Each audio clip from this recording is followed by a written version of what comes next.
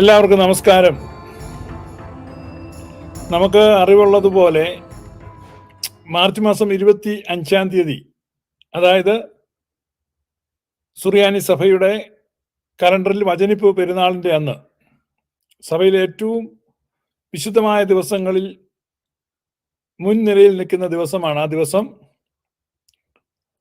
ഇന്ത്യക്ക് വേണ്ടി ഇന്ത്യയുടെ കാതോലിക്കയായി പരിശുദ്ധ യാക്കോബായ സുറിയാനി സഭയുടെ മെത്രാപ്പോലിത്തൻ ട്രസ്റ്റി ആയിരിക്കുന്ന ജോസഫ് മാർ ഗ്രിഗോറിയോസിനെ ലെബനോനിലുള്ള പാത്രിർക്ക സെൻറ്ററിൽ വെച്ച് വാഴിക്കാൻ പോവുകയാണ്. ഈ വിവരം നമ്മൾ സാമൂഹ്യ മാധ്യമങ്ങളിലും മറ്റ് ഇതര ദൃശ്യ ശ്രാവ്യ മാധ്യമങ്ങളിലൂടെയും അച്ചടി മാധ്യമങ്ങളിലൂടെയും എല്ലാം അറിഞ്ഞു കഴിഞ്ഞു.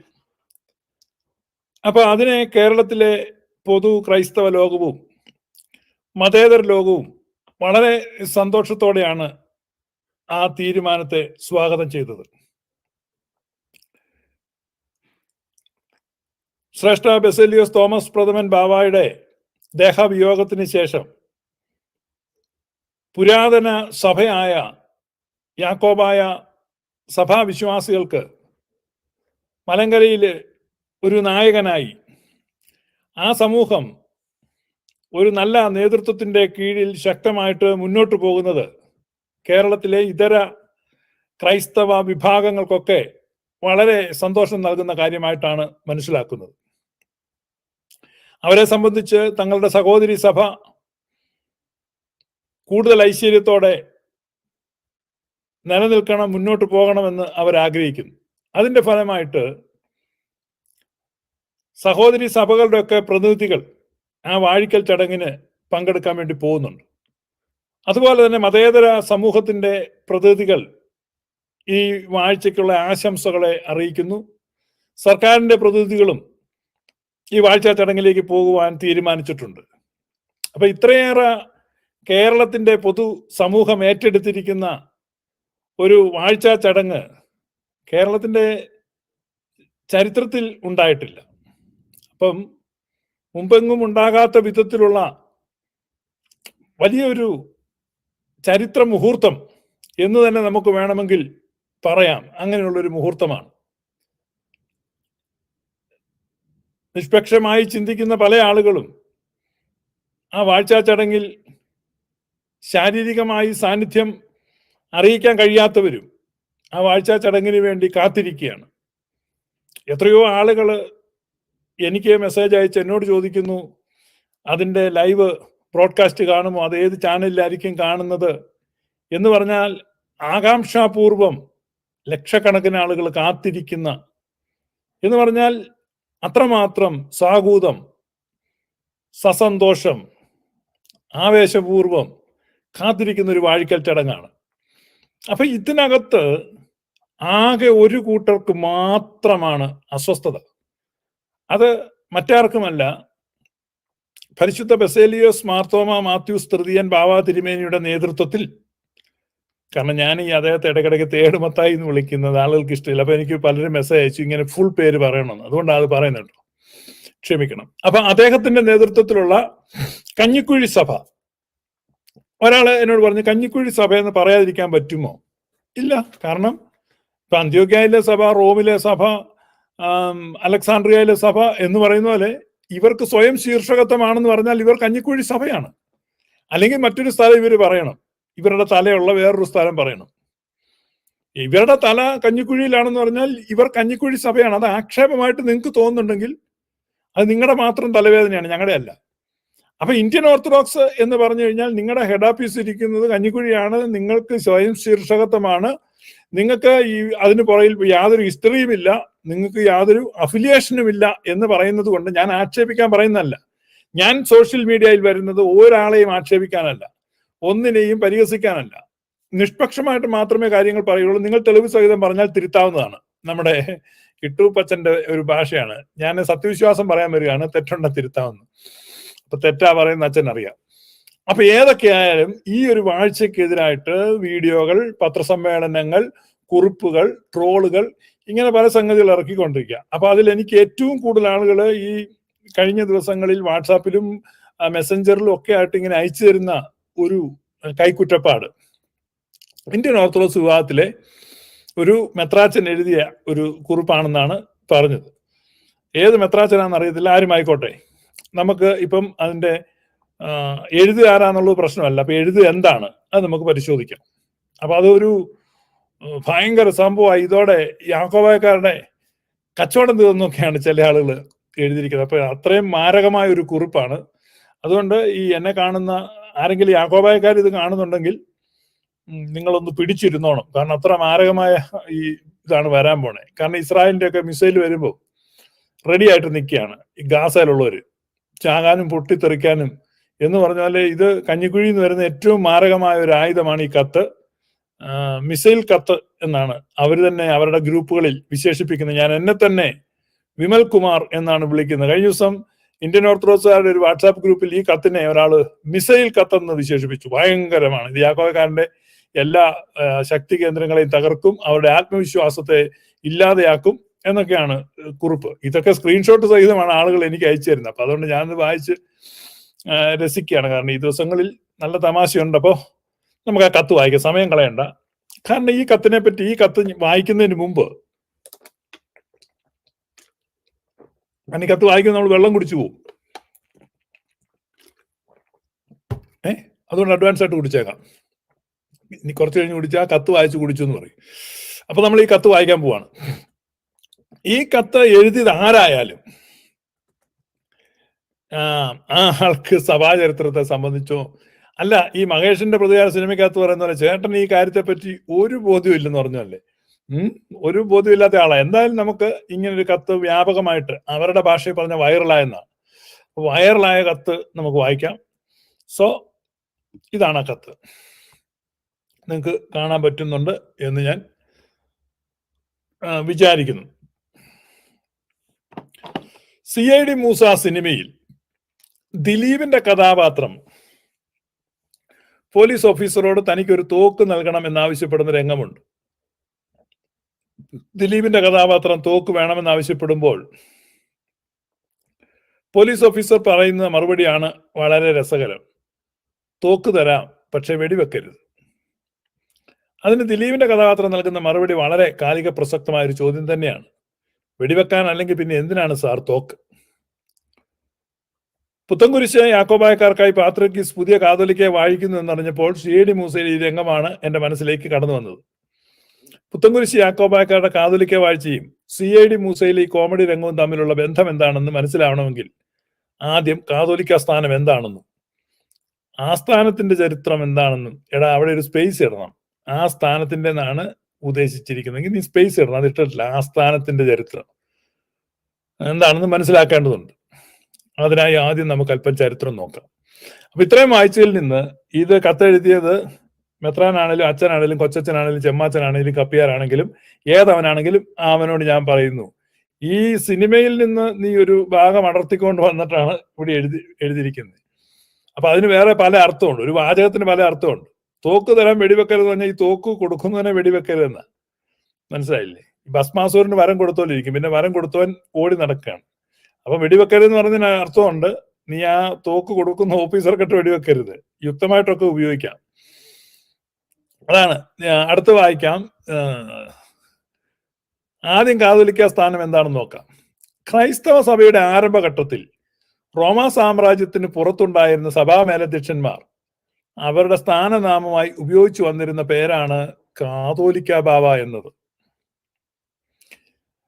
നിങ്ങൾ സ്വപ്നം കണ്ടിട്ട് എഴുതിയതാണോ അതോ കക്കൂസിൽ ഇരുന്ന് ഭാവന കണ്ട് എഴുതിയതാണോ എന്ന് എനിക്കറിയത്തില്ല. This is absurd. നോ ഹിസ്റ്റോറിക്കലായിട്ട് ഇതിന് എന്താ പറയുന്നേ, കാരണം അതിന് അത്രമാത്രം നമുക്ക് പറയാനൊരു വാക്കില്ല. മനസ്സിലായില്ലേ? ഇത് ശുദ്ധ അസംബന്ധമാണ് ഇത് എഴുതി വെച്ചിരിക്കുന്നത്. ഇതിന് ഈ എഴുതിയിരിക്കുന്ന ആൾക്ക് എന്തെങ്കിലും തെളിവ് തരാൻ പറ്റുമോ? This has no historical evidence. ഇദ്ദേഹം പറയാണ്, റോമാ സാമ്രാജ്യത്തിന് പുറത്തുണ്ടായിരുന്ന സഭാ മേലധ്യക്ഷന്മാർ അവരുടെ സ്ഥാനനാമമായി ഉപയോഗിച്ചു വന്നിരുന്ന പേരാണ് കാതോലിക്ക ബാവ എന്നത്.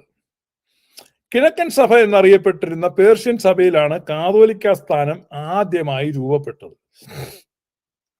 പേർഷ്യൻ സാമ്രാജ്യം റോമൻ സാമ്രാജ്യത്തിന്റെ കിഴക്ക് ഭാഗത്തായിരുന്നതിനാൽ ആണ് ക്രൈസ്തവ സഭ ആദ്യ നൂറ്റാണ്ടുകളിൽ റോമാ സാമ്രാജ്യം കേന്ദ്രീകരിച്ചാണ് വളർന്നത് എന്നതുകൊണ്ടും റോമയുടെ കിഴക്കൻ പ്രവിശ്യയായിരുന്ന പേർഷ്യൻ സാമ്രാജ്യത്തിലെ ക്രൈസ്തവ സഭകളെ പൊതുവെ കിഴക്കൻ സഭകൾ എന്നാണ് വിളിച്ചു പോന്നിരുന്നത്.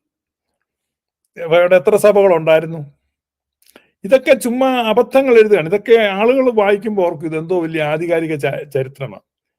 ഈ കത്തെഴുതിയ കൊശവൻ ആദ്യം മനസ്സിലാക്കണം, ഈ റോമാ സാമ്രാജ്യം യഥാർത്ഥത്തിൽ രണ്ടായിട്ട് പിരിഞ്ഞിരുന്നു. രണ്ടായിട്ടാണ് അത് ഭരിക്കപ്പെട്ടിരുന്നത്.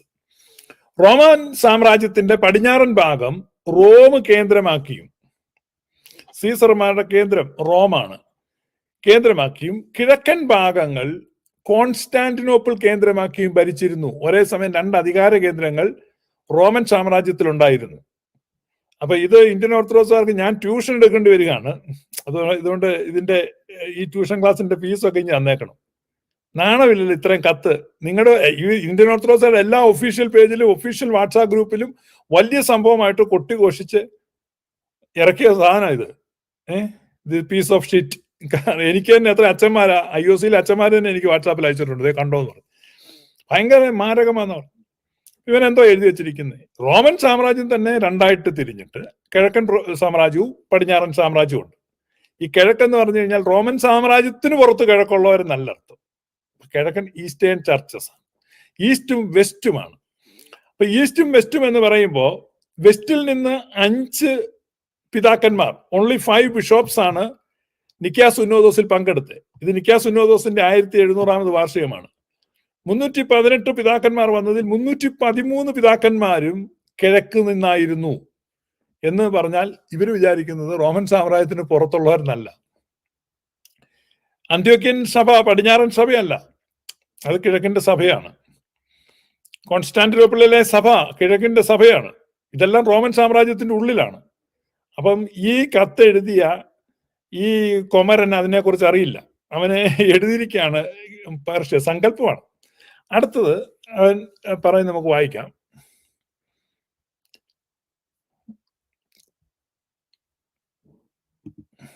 റോമയുടെ കിഴക്കൻ പ്രവിശ്യയായിരുന്ന പേർഷ്യൻ സാമ്രാജ്യത്തിലെ ക്രൈസ്തവ സഭകളെ പൊതുവെ കിഴക്കൻ സഭകൾ എന്നാണ്. മനസ്സിലായല്ലോ. പേർഷ്യൻ സഭകൾ ആദ്യ നൂറ്റാണ്ടുകളിൽ പല നാട്ടുപ്രദേശങ്ങളിലായി ചിതറിക്കിടക്കുകയായിരുന്നു. ടൈഗ്രീസ്, യൂഫ്രട്ടീസ് നദികളുടെ തീരപ്രദേശങ്ങളിലായി വ്യാപിച്ചു കിടന്ന പേർഷ്യൻ സഭാ സമൂഹങ്ങൾക്ക് പൊതുവായി ഒരു തലവനോ മൂപ്പനോ ഇല്ലായിരുന്നു എന്ന കാരണത്താൽ തന്നെ നിക്കിയാ സുന്നോദോസിന് ശേഷം, അതായത് 325 നിക്കിയാ സുന്നോദോസ് നടക്കുന്നത്. ഈ കത്തിനകത്ത് ഇവർ എഴുതിയിരിക്കുന്നത് നിക്കിയാ സുന്നോദോസിന് ശേഷം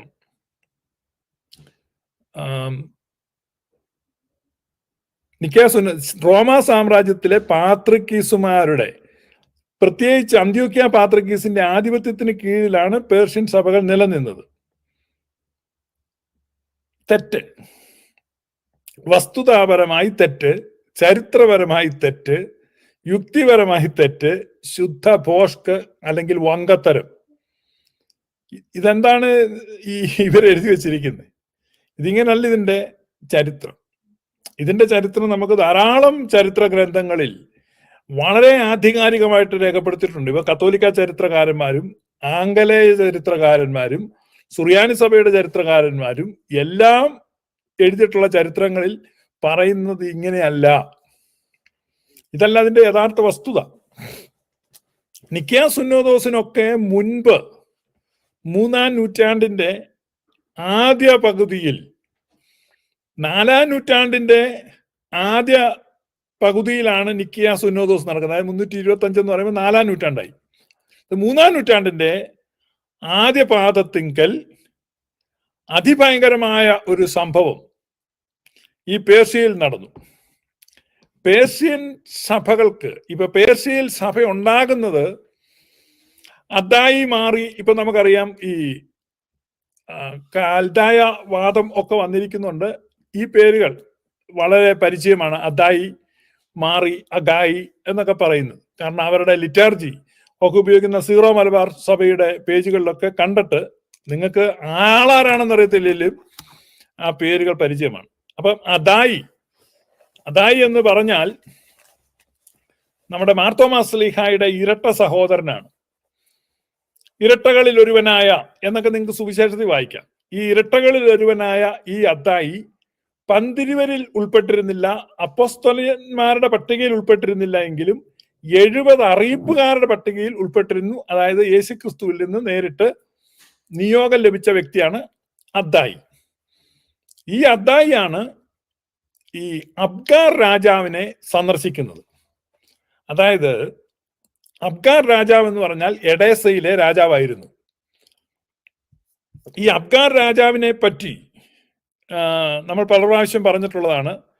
അദ്ദേഹം കറുത്ത വർഗക്കാരനായ ഒരു രാജാവായിരുന്നു. എഡേസ എന്ന് പറയുന്ന ആ ചെറിയ പ്രവിശ്യയെ അതിഭയങ്കര സമാധാനത്തിൽ, അത് നെഗറ്റീവ് കൊനോട്ടേഷൻ ആട്ടോ, സോറി, വളരെ സമാധാനത്തിലും ശ്രേയസ്സിലും ഐശ്വര്യത്തിലും ഭരിച്ചുകൊണ്ടിരുന്ന ഒരു രാജാവാണ് അബ്ഗാർ രാജാവ്. അദ്ദേഹത്തിന്റെ സാമ്രാജ്യം സമ്പൽ സമൃദ്ധമായിരുന്നു, ഐശ്വര്യപൂർണമായിരുന്നു, സമാധാന നിർഭരമായിരുന്നു.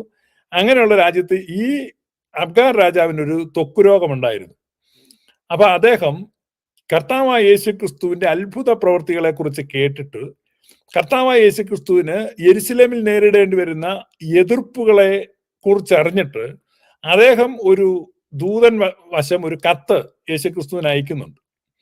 ആ കത്തിനെ പറ്റി ഇപ്പൊ അടുത്ത ആഴ്ച വളരെ വിശദമായിട്ട് അത് എന്തായിരുന്നു എഴുതിയിരുന്നത് എന്ന് നമുക്ക് ഒരു സെഷൻ ചെയ്യാമെന്ന് ഞാൻ ഓർക്കുകയാണ്. കാരണം സുറിയാനി സഭയുടെ ക്രമമനുസരിച്ച് നോമ്പിന്റെ ഒത്ത മധ്യത്തിൽ, അതായത് പാതി ബുധനാഴ്ച, 25 ദിവസമാകുന്ന പാതി ബുധനാഴ്ച, നമ്മൾ നോമ്പ് ആരംഭിക്കുന്ന ഞായറാഴ്ച സന്ധ്യക്കായതുകൊണ്ട് നോമ്പിന്റെ പാതി എപ്പോഴും ബുധനാഴ്ചയാണ്. അതിനാണ് പാതി ബുധൻ എന്ന് പറയുന്നത്. ഈ പാതി ബുധനാഴ്ചയാണ് നോമ്പിന്റെ ക്രമം അനുസരിച്ച് നമ്മൾ ഗോകുൽത്ത ഉയർത്താനും ഒക്കെ ചെയ്യുന്ന ഈ പാതി ബുധനാഴ്ച, നോമ്പ് പകുതിയാകുമ്പോൾ. ഈ പാതി ബുധനാഴ്ച നമ്മൾ അബ്ഗാർ രാജാവിന്റെ ഓർമ്മയ്ക്ക് വേണ്ടി സുറിയാനി സഭ വേർതിരിച്ചിരിക്കുകയാണ്. എന്ന് പറഞ്ഞാൽ ഏറ്റവും വലിയ നോമ്പിന്റെ, പരിശുദ്ധമായ നോമ്പിന്റെ ഒത്ത മധ്യത്തിൽ സുറിയാനി സഭ അനുസ്മരിക്കുന്നത് അബ്ഗാർ രാജാവിനെയാണ്. അത്രമാത്രം പ്രാധാന്യം അദ്ദേഹത്തിന് കൊടുക്കുന്നുണ്ട്. ആ അബ്ഗാർ രാജാവിനെ യേശു കർത്താവിന് കത്തയക്കുകയാണ്. ആ കത്തിന് യേശു കർത്താവ് ഒരു മറുപടി കത്ത് വായിക്കുന്നുണ്ട്. ഈ മറുപടി കത്ത് താൻ നേരിട്ട് കണ്ടിട്ടുണ്ട് എന്ന് സഭാചരിത്രകാരനായ യൂസേബിയോസ് സാക്ഷ്യപ്പെടുത്തുന്നുണ്ട്. അപ്പൊ ആ കത്തിൽ അദ്ദേഹം ആവശ്യപ്പെട്ടത് യേശു കർത്താവിന്റെ ഫിസിക്കൽ പ്രസൻസ് ആണ് എഡേസയിലെ. അപ്പം യേശു കർത്താവിനോട് പറയാണ്, ഇവിടെ എഡേസയിലേക്ക് വരണം, താങ്കൾക്ക് യെരുശലേമിൽ വലിയ എതിർപ്പുകൾ നേരിടേണ്ടി വരുന്നതായിട്ട് ഞാൻ അറിയുന്നു. എൻ്റെ സാമ്രാജ്യം ഇത് ചെറുതെങ്കിലും മനോഹരവും സമാധാനപൂർണവുമായ ഒരു രാജ്യം എനിക്കുണ്ട്, നമുക്കിവിടെ സുഖമായി വസിക്കുകയും താങ്കളുടെ സന്ദേശം പ്രചരിപ്പിക്കുകയും ചെയ്യാം. അപ്പൊ യേശു കർത്താവിന് മറുപടി അയക്കുന്നുണ്ട്, നിന്റെ ആവശ്യം എനിക്ക് സാധിച്ചു തരാൻ സാധിക്കില്ല. എൻ്റെ ശുശ്രൂഷാനന്തരം എൻ്റെ ശിഷ്യൻ നിന്നെ വന്ന് കാണുകയും നിനക്ക് വേണ്ടി പ്രാർത്ഥിക്കുകയും ചെയ്യും. ആ കത്ത് കിട്ടി അധികം കാലം കഴിയുന്നതിന് മുമ്പ് യേശു കർത്താവ് ക്രൂശിക്കപ്പെട്ടു. പിന്നീട് പെന്തക്കോസ്തിക്ക് ശേഷം ശിഷ്യന്മാർ നാനാദേശങ്ങളിലേക്ക് പോകുമ്പോൾ യേശു തമ്പുരാനോട് റിക്വസ്റ്റ് ചെയ്തതും യേശുക്രിസ്തു പ്രോമിസ് ചെയ്തതുമായ എഡേസയിലേക്ക് തോമസ് ലീഹ തന്റെ ഇരട്ട സഹോദരനായ അദ്ദായി അയക്കുകയാണ്. ആ അദ്ദായി അങ്ങനെ അവിടെ ചെന്ന് അബ്ഗാർ രാജാവിനെ പ്രാർത്ഥിക്കുകയും അദ്ദേഹത്തിന്റെ രോഗം പൂർണ്ണമായി രോഗവിമുക്തി ലഭിക്കുകയും തുടർന്ന് യേശു തമ്പുരാന്റെ ഒരു ചിത്രം ഈ അബ്ഗാർ രാജാവിനെ കാണാൻ വേണ്ടി അദ്ദായി വരച്ച് അദ്ദേഹത്തിന് സമ്മാനിക്കുകയും ചെയ്തു. പിന്നീട് അദ്ദായി അവിടെ കേന്ദ്രമാക്കി മിഷൻ പ്രവർത്തനങ്ങൾ തുടർന്നു എന്നുള്ളതാണ് യഥാർത്ഥത്തിൽ എല്ലാ ചരിത്രകാരന്മാരും എഗ്രി ചെയ്യുന്ന വസ്തുത. ഈ അദ്ദായിയുടെ കൂടെ അനുയായികളും ഉണ്ടായിരുന്നു. അപ്പം അത് ആ ഒരു പാരമ്പര്യം അവിടെ ഉണ്ട്. അദ്ദായി മാറി പിന്നെ അഗ്ഗായിയും അദ്ദായിയുടെ ഒരു ശിഷ്യനായിരുന്നു. അദ്ദായിക്ക് ശേഷം പിന്നീട് അഗ്ഗായിയാണ് അവിടെ. ഈ അദ്ദായി പിന്നീട് ഈ അബ്ഗാർ രാജാവിന്റെ മരണശേഷം അവിടെ വന്ന അടുത്ത രാജാവ് ക്രൈസ്തവരോട് ഒട്ടും സഹിഷ്ണുതയില്ലാത്തവനും ഭൂതങ്ങളെ ആരാധിക്കുന്നവനുമായിരുന്നു. അദ്ദേഹം ക്രിസ്ത്യാനികളെ ഉപദ്രവിക്കുകയും അദ്ദായി രക്തസാക്ഷിയായി തീരുകയും ചെയ്യുന്നു. പിന്നീട് അദ്ദേഹത്തിന്റെ ശിഷ്യനായ അഗ്ഗായി അവിടെ നിന്ന് ഓടിപ്പോയിട്ട് കുറെ കാലം കഴിയുമ്പോൾ അവിടേക്ക് തിരിച്ചു വരുമ്പോൾ അഗ്ഗായിയെ ഈ രാജാവ് പിടികൂടും. അപ്പോഴും അദ്ദേഹം മരിച്ചില്ല. ഈ ക്രൂരനായ രാജാവ് അഗ്ഗായിയോട് തനിക്ക് വേണ്ടി പട്ടുവസ്ത്രങ്ങൾ നെയ്യാൻ ആവശ്യപ്പെടുമ്പോൾ അത് വിസമ്മതിക്കുന്ന അഗ്ഗായിയുടെ കാല് തല്ലി ഒടിക്കുന്നുണ്ട്. അതേ തുടർന്ന് രക്തം മാർന്ന് അഗ്ഗായിയും അവിടെ രക്തസാക്ഷിയാകുകയാണ്. ഇത് കണ്ട് ഭയന്ന മാറി അവിടെ നിന്ന് ഓടിപ്പോയി ഈ സെലൂക്കയിലേക്ക് പോയി തന്റെ പ്രവർത്തനങ്ങൾ അവിടെ തുടങ്ങുന്നത്. അവിടെയാണ് ഈ സെലൂക്കയിലെ ക്രിസ്ത്യാനിറ്റിയുടെ ഒരു തുടക്കം. ഈ അഗ്ഗായിയുടെ നിര്യാണത്തിന് ശേഷം, അഗായിയുടെ നിര്യാണത്തിന് ശേഷം അടുത്തതായിട്ട് ഈ അഗായിക്ക് പിന്തുടർച്ചയായിട്ട് വാഴിക്കപ്പെടുവാൻ വേണ്ടി, ആ സ്ഥാനം ലഭിക്കുവാൻ വേണ്ടി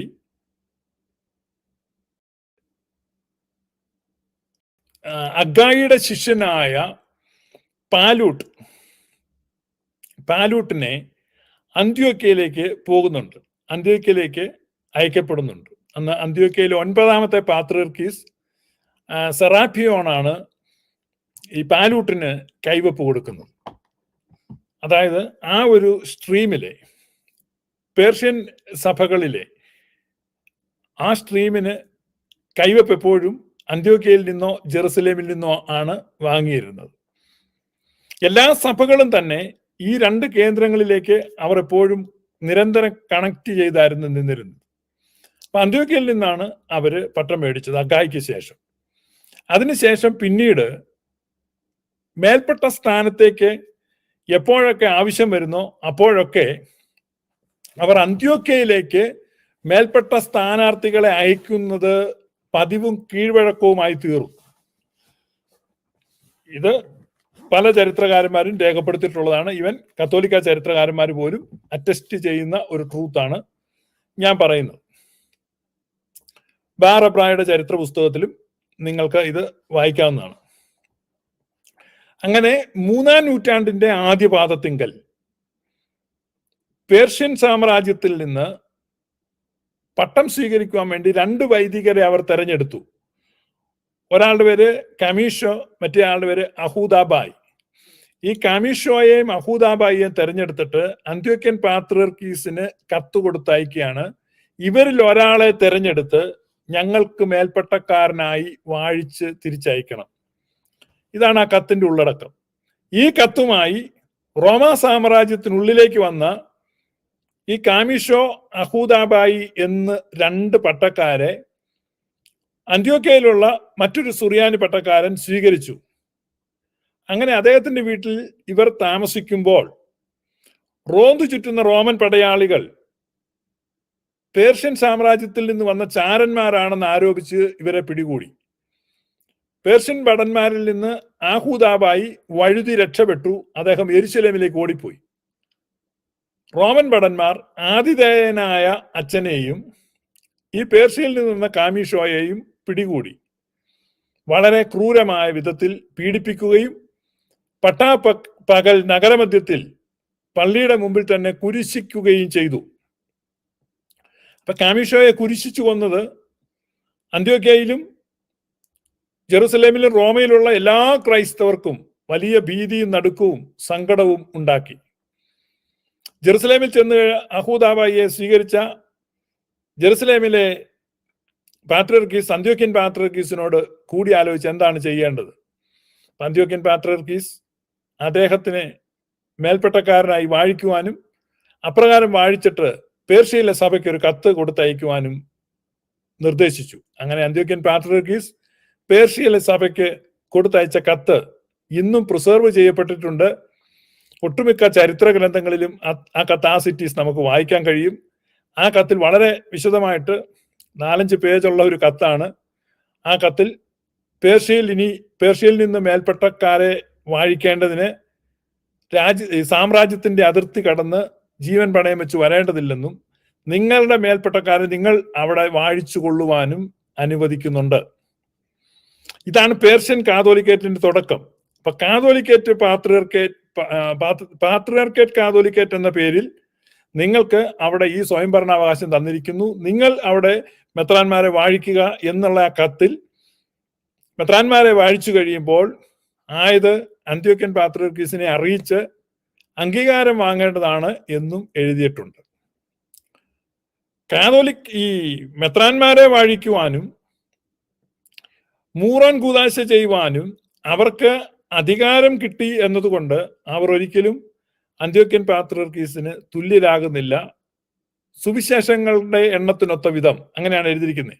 സുവിശേഷങ്ങൾ 4 സുവിശേഷങ്ങളുടെ എണ്ണത്തിനൊത്ത വിധം അന്ത്യോക്യ, അലക്സാണ്ട്രിയ, റോം, കോൺസ്റ്റാന്റിനോപ്പിൾ എന്നീ 4 പാത്രിയർക്ക കേന്ദ്രങ്ങളുടെ കീഴ്സ്ഥാനി മാത്രമായിരിക്കും ഈ സെലൂക്കിയയിലെ കാതോലിക്കറ്റ്. ഇതാണ് സെലൂക്കിയൻ കാതോലിക്കറ്റിന്റെ ചരിത്രം. It happened very before Nicene council. Nicaea സുന്നോദോസ് ഒക്കെ നടക്കുന്നതിന് 100 വർഷം മുമ്പ് നടന്ന കാര്യമാണ് ഞാനീ പറയുന്നത്. നമ്മുടെ കത്തെഴുതിയ ചങ്ങാതി പറഞ്ഞ എന്നാ, നിക്കിയ സുന്നോദോസിന് ശേഷവും അന്ത്യോക്യൻ പാത്രിക്കീസ് അവിടെ ഏതാണ്ട് ചെയ്തു. No no no, even before that. Nicaea സുന്നോദോസിലേക്ക് വരുമ്പോൾ, നിക്കിയ സുന്നോദോസിൽ പേർഷ്യയിലെ സഭയ്ക്ക് കൊടുത്തിരിക്കുന്ന ഈ പ്രത്യേക പദവിയെ പറ്റി പരാമർശിക്കുകയും അതിനെ എൻഡോഴ്സ് ചെയ്യുകയും, അഥവാ നിക്കിയ സുന്നോദോസ് അതിന് അപ്രൂവൽ കൊടുക്കുകയും ചെയ്തിട്ടുണ്ട്. പേർഷ്യൻ കാതോലിക്കേറ്റ് അവർക്ക് അവരുടെ മെത്രാന്മാരെ വാഴിക്കുവാനുള്ള അധികാരാവകാശങ്ങളുണ്ട്. എവിടെല്ലാം മെത്രാന്മാരെ വേണമെന്ന് അവർക്ക് നീഡ് വരുന്നു, അവിടെല്ലാം മെത്രാന്മാരെ അവർക്ക് വാഴിക്കാം. അതാണ് പേർഷ്യൻ കാതോലിക്കേറ്റിന്റെ കഥ. അങ്ങനെയാണ് പേർഷ്യൻ കാതോലിക്കേറ്റ് ഉണ്ടായത്. അല്ലാതെ ഇവര് പറയുന്നത് പോലെ അന്ത്യോക്യൻ പാത്രിക്കീസ് പേർഷ്യയിലുള്ളവരെ ഇങ്ങനെ അടിച്ചമർത്തിയിരുന്നു, അങ്ങനെ പേർഷ്യയിലുള്ളവർക്ക് സ്വാതന്ത്ര്യകാംക്ഷ വന്നു, ഇതൊക്കെ ഭാവനയിലാണ്. ഞാൻ പറയുന്ന ഇന്ത്യൻ ഓർത്തഡോക്സിലെ ഏതോ തലതിരിഞ്ഞ മെത്രാൻ കക്കൂസിലിരുന്ന് ഭാവന കണ്ടതായിരിക്കും ഇങ്ങനത്തെ ഒരു വൃത്തികെട്ട കത്ത് വന്നത്. നമുക്ക് ബാക്കി വായിക്കാം.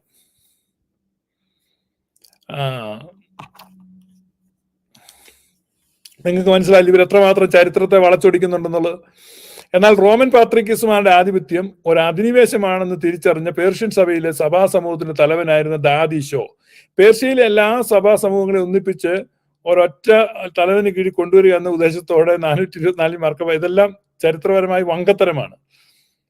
കാരണം നമ്മൾ കണ്ടു കഴിഞ്ഞു, അവർക്ക് സ്വയംഭരണാവകാശം അതിനു മുമ്പേ കൊടുത്തിരുന്നു. 3-ാം നൂറ്റാണ്ടിൽ കൊടുത്തതാണ്. ആ 3-ാം നൂറ്റാണ്ടിൽ അവർക്ക് സിദ്ധിച്ച അധികാരാവകാശങ്ങളെ സ്ഥാപിക്കാൻ വേണ്ടി 5-ാം നൂറ്റാണ്ടിൽ സമ്മേളനം വിളിച്ചു കൂട്ടിയെന്ന് പറഞ്ഞാൽ അതെങ്ങനെയൊക്കെ എഴുതുന്ന എന്റെ തൊലിക്കെട്ടി എന്ന് പറഞ്ഞാൽ ഭയങ്കരമാണ്.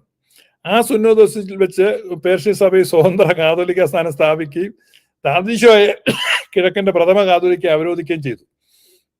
അപ്പൊ കിഴക്കന്റെ പ്രഥമ കാതോലിക്ക നമ്മുടെ വേർഷനിൽ അതിന് മുമ്പുള്ളതാണ്. ഇവരുടെ വേർഷനിൽ 5-ാം നൂറ്റാണ്ടിൽ മാത്രം സ്ഥാപിക്കപ്പെട്ട ഒരു സ്ഥാപനമാണ് കിഴക്കിന്റെ കാതോലിക്കറ്റ്. ഈ കത്ത് പ്രകാരം കാതോലിക്ക സ്ഥാനം വന്നതോടുകൂടി പേർഷ്യ സഭ സ്വതന്ത്രമായി മേൽപ്പെട്ടക്കാരെ വാഴിക്കാനും മൂറാം കൂദാശ നടത്താനും അധികാരം നേടിയെടുക്കുകയും എവിടെ നേടിയെടുത്തു?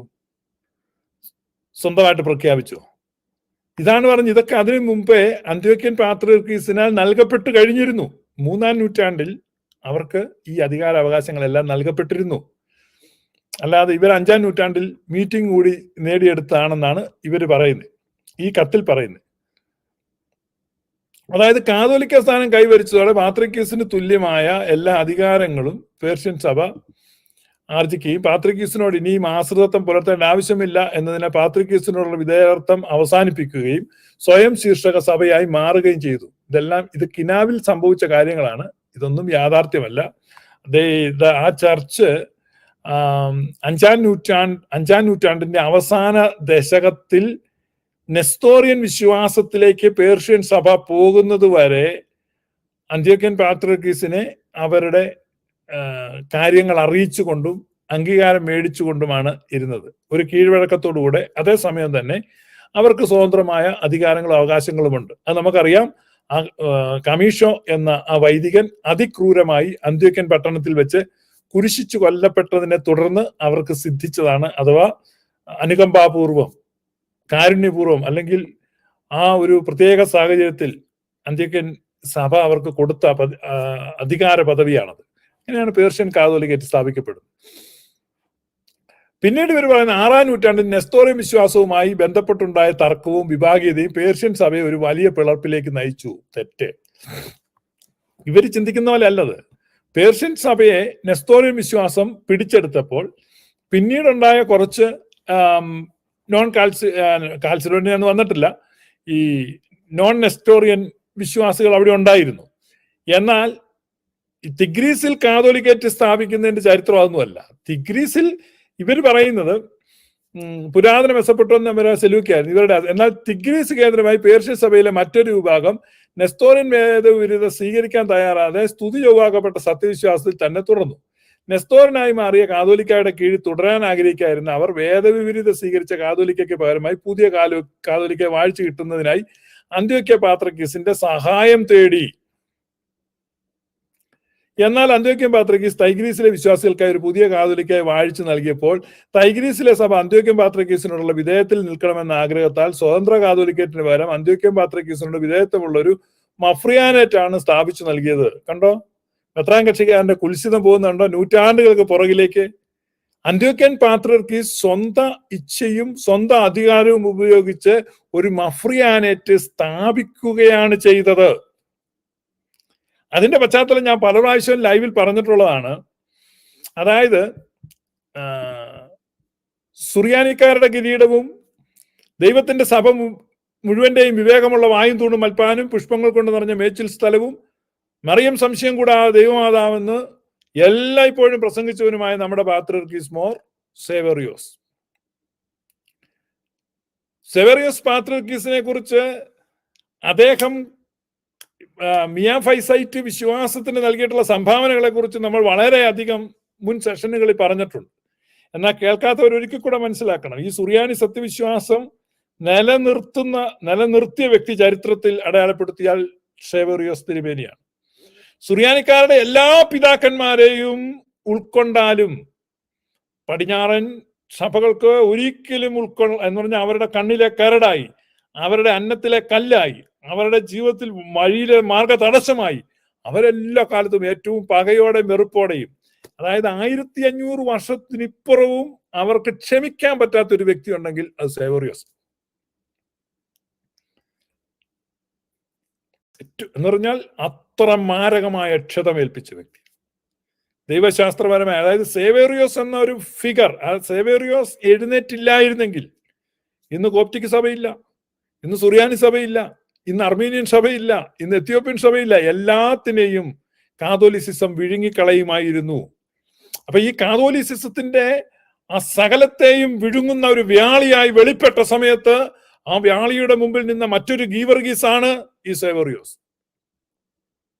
സേവേറിയോസ് ആണ് സത്യവിശ്വാസത്തെ തന്റെ പ്രസംഗങ്ങളിലൂടെ, തന്റെ മാനിത്തോകളിലൂടെ, അദ്ദേഹത്തിന്റെ ഒരു മാനിത്തോയാണ് വിശുദ്ധ കുർബാനയുടെ ആമുഖമായിട്ട് യാക്കോബായക്കാർ ചൊല്ലുന്നത്, നിന്മാതാവ് വിശുദ്ധന്മാർ എന്നിവർ തൻ പ്രാർത്ഥനയാൽ സ്വർഗപിതാവിൻ ഏകസുത. ആ മാനിത്തോ ചൊല്ലിത്തീരുമ്പോൾ നമ്മുടെ വിശ്വാസം മുഴുവൻ അതിനകത്തുണ്ട്.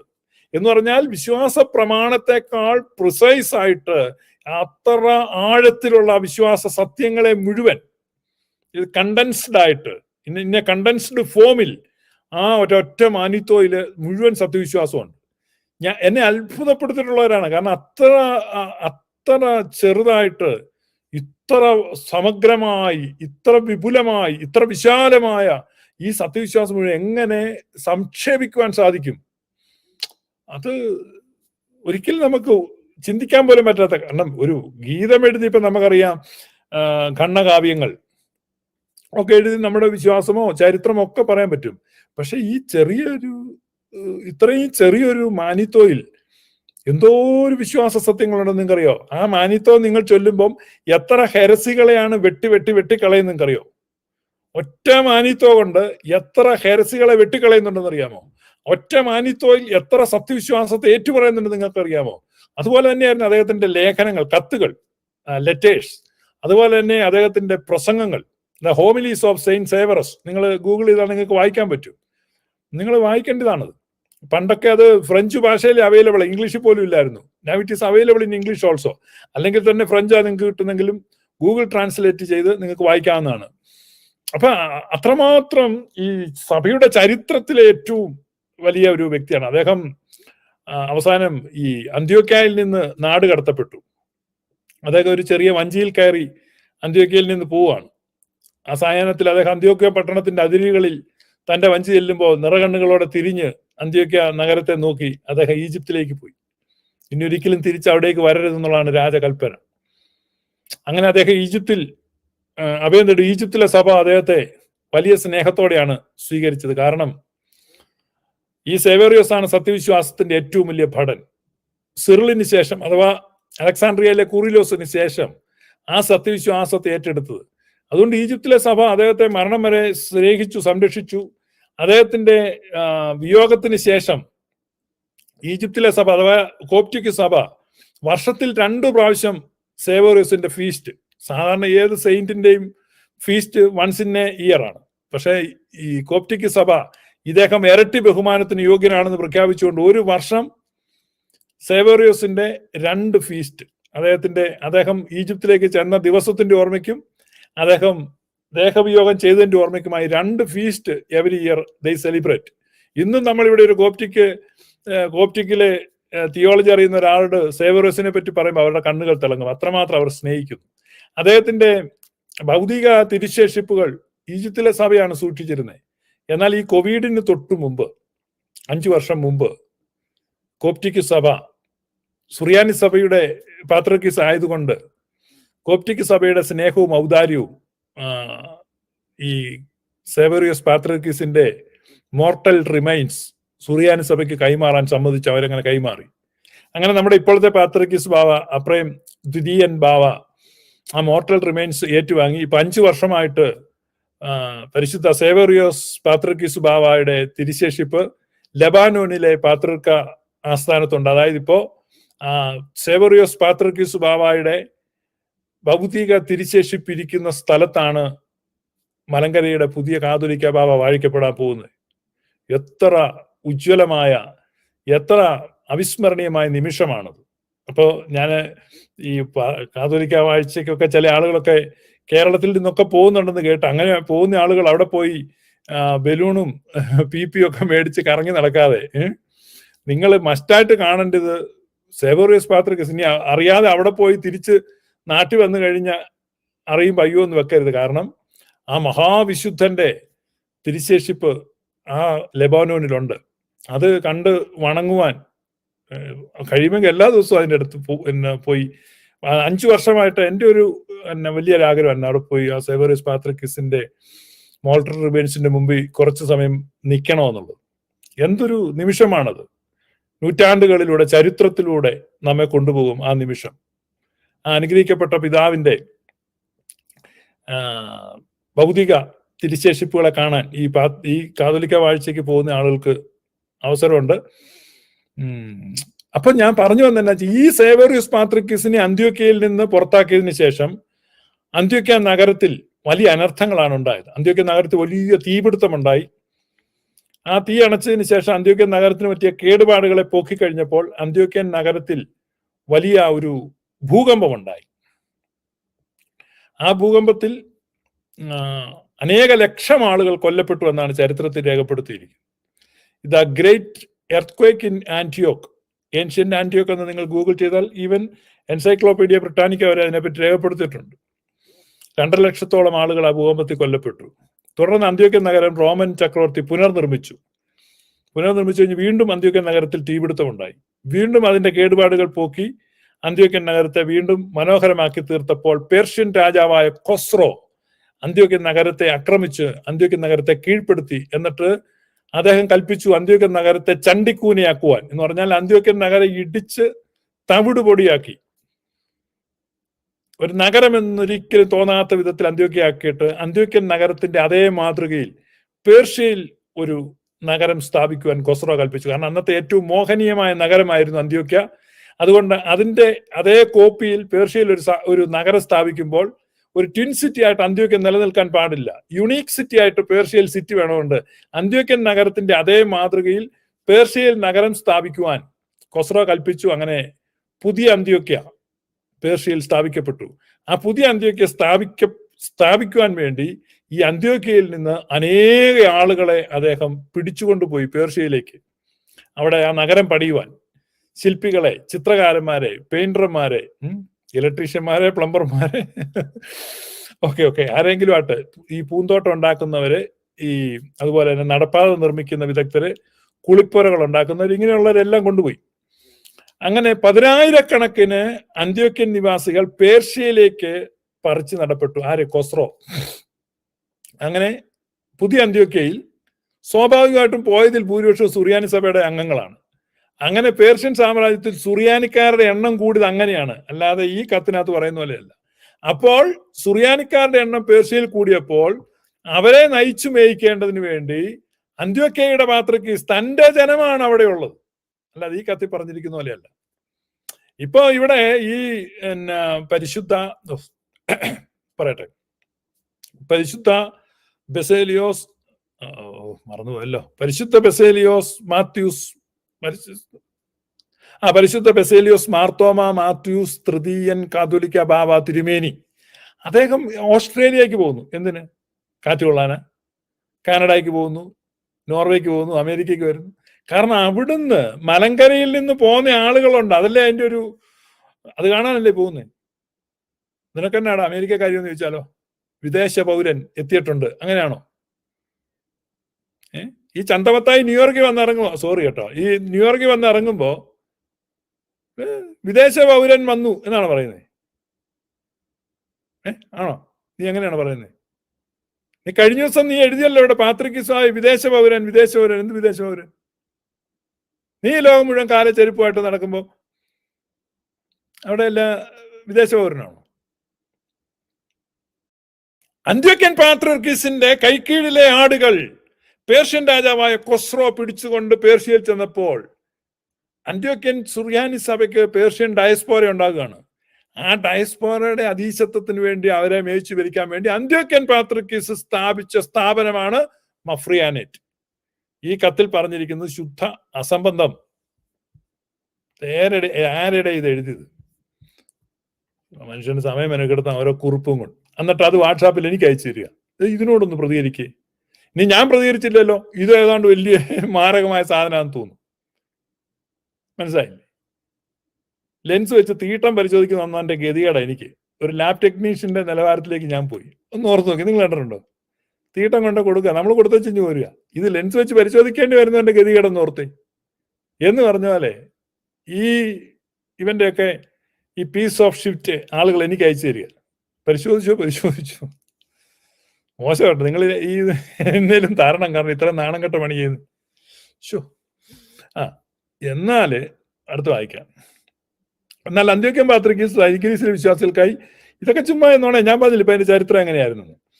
വിധേയത്തിൽ നിൽക്കണമെന്ന് ആഗ്രഹത്തെ സ്വതന്ത്ര കാതോലിക്കറ്റുമാരെ അന്ത്യോക്യൻ പാത്രിയർക്കീസിനോട് വിധേയത്വമുള്ള ഒരു മഫ്രിയാനേറ്റ് ആണ് സ്ഥാപിച്ചു നൽകിയത്. അങ്ങനെ പേർഷ്യൻ സഭയിൽ ഒരേ സമയം സെലൂക്കി ആസ്ഥാനമായി നെസ്തോറിയൻ വിശ്വാസത്തിലുള്ള ഒരു കാതോലിക്കറ്റും തൈഗ്രീസ് ആസ്ഥാനമായി മറ്റൊരു കാതോലിക്കറ്റും നിലവിൽ വന്നു.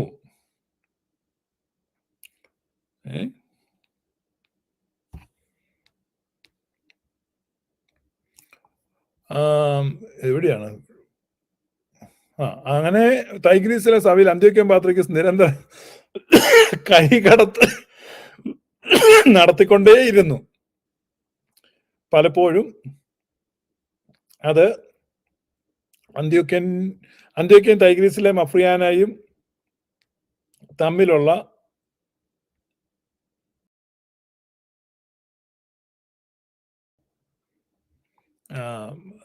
കൈകടത്ത് നടത്തി. പലപ്പോഴും അത് അന്ത്യോക്യൻ തൈഗ്രീസിലെ മഫ്രിയാനയും തമ്മിലുള്ള